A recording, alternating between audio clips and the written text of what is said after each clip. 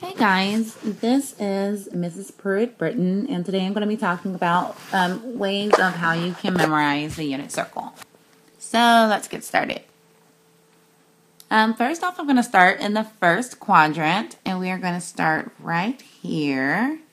This is my starting position, just like we talked about in class. And since this is my starting position, and it's a reminder, we always want to go in the counterclockwise direction when we're trying to figure out what our angles are going to be for the unit circle. So, starting off, I'm going to start off at 0 degrees. One of the things that you really want to memorize is that the difference between every axis, and by the way, this is the x-axis, this is the y-axis, the difference between every axis and an angle is going to be 30. So the difference here between here and here is going to be 30. And the difference between every angle is going to be 15. 15 degrees to be exact. So starting from 0 degrees and going to the counterclockwise motion or direction, I'm going to go up to the first angle. Well, since I'm starting at 0, the difference is 30. 0 plus 30 is going to be 30 degrees. Next, I'm going to go up to the next angle. Well, the difference between the angles themselves is actually 15. So 30 plus 15 is going to be 45 degrees. And going up to this angle, again, the difference is going to be 15. 45 plus 15 is going to be 60. So put a 60 right there. And now I am going from an angle to the y-axis. And the difference between an angle and an axis is going to be 30. So 60 plus 30 is 90. So I'm going to put 90 degrees right here. All right, you guys, moving on. I'm going from the y-axis to the next angle. So it's going to be a difference of 30 degrees. So 90 plus 30 is 120. The difference between the angles themselves is 15. So this is going to be 135. And this one is going to be 150. Since I'm going down here to the x-axis, the difference is going to be 30. Oh, Miss Pruitt. Thinking about 30. So the angle, and like we're going from here all the way to here, it's going to be 180 degrees. All right, let's keep it moving. We're continuing on. This time we're going to the third quadrant. Again, I'm going from an axis to an angle. That difference hasn't changed. It's still 30. So this is going to be 210. This will be 225. And sorry, you guys, that's a 5. Let me make it cuter. Or more cute. There we go. And then again, adding another 15, that will make this 240 degrees. And because I'm going down here to the bottom of my y-axis, it's going to be 270 degrees. Moving on into the fourth quadrant. Again, we're starting at the bottom of this y-axis, moving on to the next angle. So the difference is going to be 30. So 270 plus 30 is going to be 300 degrees. The next is going to be 315. The next from there is going to be 330. And then we're going to make it all the way full circle. 360 degrees. And up here at the top, of course, is where we started at the 0 degree mark. All right, so now what we want to do is go back to the first quadrant and start figuring out what our radian degrees are going to be. All right, so I'm just going to show you my personal tricks on how I memorize the radians. You can always use a conversion method and convert 30 degrees into radians by multiplying by pi over 180. But really, we want you guys to be able to look at the unit circle and be able to memorize all of the angles in radians and degrees. So here's my little trick. So, of course, we learned about the special right triangles. We learned about the 45, 45, 90.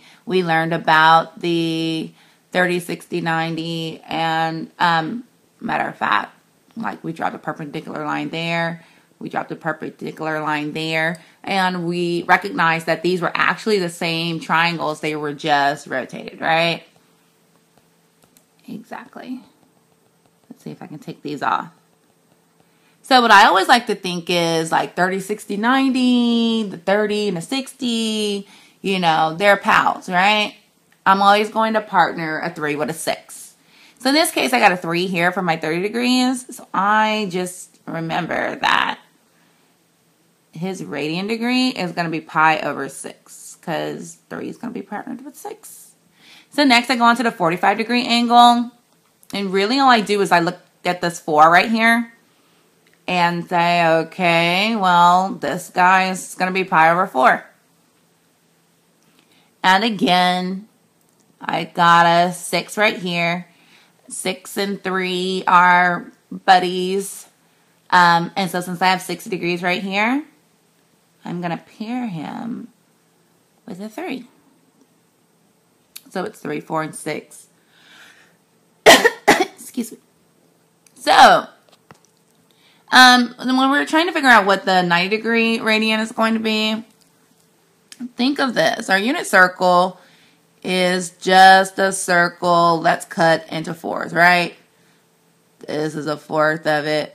That's a 4th. That's a 4th. And that's a 4th, right? Here at the 90 degree mark, that's going to be my first 4th. I want to first see then how many radians that is if I cut the entire circle into 4s. So to go all the way around the unit circle is a total of 2 pi. 2 pi radians. But what if I'm only going a 4th of the way? Well, then I need to divide this 2 pi by 4. Well, these two reduce. Those two reduce, and that becomes 1, that becomes 2. So really what this becomes is half of a pi, 1/2 pi, or pi over 2. So to go all the way around the circle is 2 pi. To go a quarter of the circle is only 1/2 pi.